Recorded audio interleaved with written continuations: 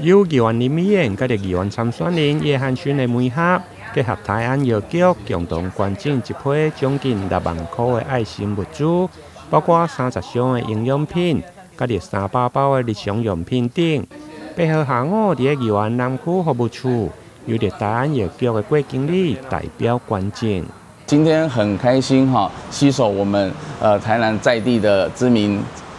企業，我們台安藥局那捐贈了我們這一批物資給我們需要的長者，給我們華山基金會南區的愛心天使站。那我們知道呢，我們社會有很多需要幫助的長者，尤其是我們華山基金會主要的就是針對我們的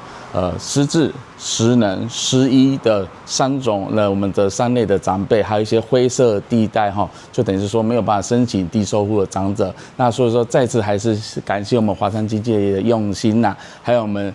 的企業的支持。那希望呢，經由這次活動，我們可以讓在地的我們的社會可以多多的拋磚引玉，來支持我們這些長輩們。給他們，然後對我們的社會有感受到多一點的愛心。受贈單位有華山基金會南區愛心天使站、甲安平天使站等。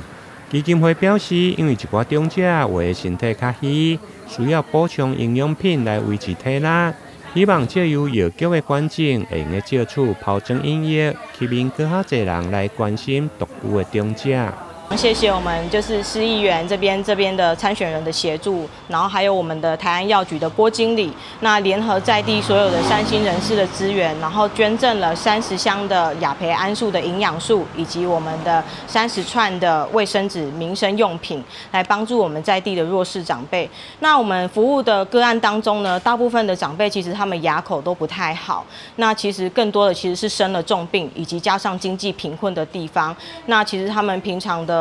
生活條件有限的之下呢，導致於身體不斷的衰弱，那非常需要這一批這樣子的有營養、有意義的物資來照顧他們身心靈的一個所有的一個狀態，這樣子。會中華山基金會除了回贈感謝狀，感謝捐贈單位，另外市府社會局嘛特別到場肯定這項有意義的活動，並代表市府來頒贈感謝狀。台南新聞李英根採訪報道。